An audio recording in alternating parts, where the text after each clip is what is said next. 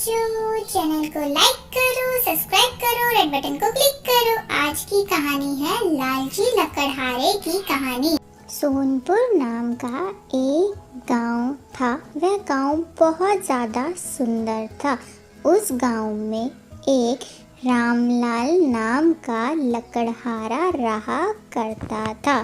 वह लकड़हारा अपनी जीविका चलाने के लिए रोज ही गांव के पास जंगल में जाता और वहां जाकर कुछ लकड़ियां चुनता और उन लकड़ियों को चुनकर और सारी लकड़ियों को इकट्ठा करके वह पास ही के नगर में जाता और उन लकड़ियों को बेचाया करता। उसके बदले उसे अच्छा दाम भी मिल जाया करता था। कुछ समय के बाद रामलाल की शादी हो जाती है।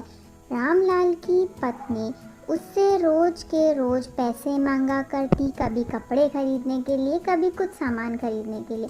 रामलाल जब उसे पैसे देने को मना कर दिया करता, वह बहुत ज़्यादा गुस्सा हो जाती, रूठ जाती और वह उदास भी हो जाया करती थी। रामलाल अपनी पत्नी से बहुत प्यार करता था, तो वह उसे उदास भी नहीं देख सकता था, ना उसे गुस्सा किया करता था। पैसे ना मिलने की वजह से उसकी पत्नी फिर भी नाराज हो जाया करती और उदास होकर अपने चुपचाप बैठ जाती। रामलाल ये सोचकर और देखकर बहुत बुरा लगा। रामलाल अपनी पत्नी का गुस्सा बर्दाश्त नहीं कर पाता। अब उसने सोचा कि वह ज़्यादा से ज़्यादा लकड़ियाँ चुन के लाएगा।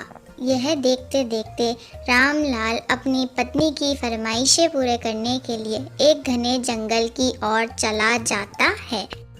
घने जंगल में जाकर रामलाल बहुत सी लकड़ियां चुनकर लेकर आता है। जितनी लकड़ियां वो हमेशा चुन के लाता, उससे ज़्यादा लकड़ियां चुनकर लेके आया और उन लकड़ियों को लाकर उसने बाजार में बेच दिया। हमेशा की तरह जो दाम मिलता, उससे उसको आज कहीं ज़्यादा दाम मिला क्योंकि लकड़ियां आज ज़्यादा थी। रामलाल पैसे लेकर शहर से अपने घर की ओर खुशी खुशी जाने लगा और वह अपने घर पहुंच जाता है। घर पहुंचकर उसने सारे पैसे अपनी पत्नी को दे दिए। उसकी पत्नी को पैसे मिलते ही वह खुश हो जाती और उन पैसों को ठिकाने लगाने के लिए वह रोज के रोज बाजार जाया करती और बहुत सारा सामान खरीदती और खर्च कर दिया करती थी। अब रोज रामलाल ऐसे करने लगा और देखते ही देखते उसके मन में लालच इतना बढ़ गया कि वह पेड़ काटने तक शुरू कर दिए। पहले वह लकड़ी चुना करता था, लेकिन अब उसने जंगल में जाकर पेड़ काटना शुरू कर दिए और पेड़ काटने से उसे लकड़ी भी ज़्यादा मिल जाया करती थी और उन लकड़ियों को काट कर वह ले जाकर हमेशा की तरह बाजार में बेच दिया करता था। आज रामलाल के पास और दिनों से ज़्यादा लकड़ी थी क्योंकि आज रामलाल ने पेड़ भी काटने शुरू कर दिए। अब वह लकड़ी को लेके गया और ले जाकर उसने हमेशा की तरह बाजार में बेच दिए और हमेशा से ज़्यादा रकम उसको आज मिली और यह देखकर रामलाल खुश होने लगा। अब इन पैसों को लेकर रामलाल अपने घर की तरफ जाने लगा और वह बहुत खुशी खुशी जाने लगा क्योंकि उसके पास आज बहुत ज़्यादा पैसे थे और उसकी पत्नी को उसने जाकर पैसे दिए। उसकी पत्नी भी काफ़ी खुश हो गई।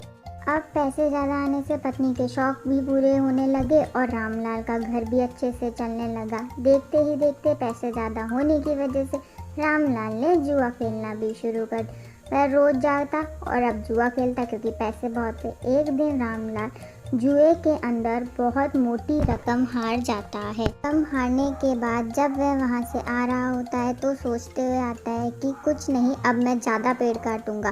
पहले वह 7 दिन में एक पेड़ काटा करता, लेकिन अब उसके सर पर उधार हो गया था तो वह एक दिन में ज़्यादा पेड़ काटने की सोच से जंगल की ओर चला जाता है।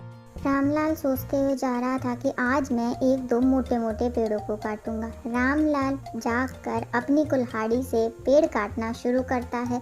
इतनी देर में जैसे पेड़ काटना शुरू करता है, एक टहनी उसके पास आकर ऊपर गिरती है। वह डर के मारे दूर हो जाता है। रामलाल को कुछ समझ में नहीं आ रहा होता है। तभी पेड़ में से आवाज आती है, मूर्ख, तू तेरे लालच के लिए मुझे काट रहा है और तू इन पैसों से जाकर जुआ खेलता है और तेरा लालच दिन पर दिन बढ़ते ही जा रहा है। जब से मैं देख रहा हूँ तू रोज पेड़ काटता है और ले जाता है। तुझे पता है हम कितने जरूरी हैं पर्यावरण के लिए और तू अपने लालच पूरा करने के लिए हमें काटता। पेड़ बोलता है आज कुल्हाड़ी तेरे ऊपर चलेगी। यह देखकर रामलाल उसे पूछता है मुझे अब माफ कर दो, मुझे मारो मत। और रामलाल वहाँ से चला जाता है और पेड़ भी उसे माफ कर देता है, यहाँ तक कि रामलाल अपनी कुल्हाड़ी भी नहीं लेकर आता है और वह बहुत ज़्यादा डर जाता है और वह बैठ के मन में संकल्प करता है कि वह आज के बाद कभी लालच नहीं करेगा और पेड़ कभी नहीं काटेगा। तो बच्चों, हमने इस कहानी से क्या सीखा कि हमें पेड़ों को नहीं काटना चाहिए क्योंकि उनसे हमें ऑक्सीजन मिलती है। पेड़ों को काटकर हम अपना बच्चों, वीडियो को लाइक करो, शेयर करो और सब्सक्राइब करो।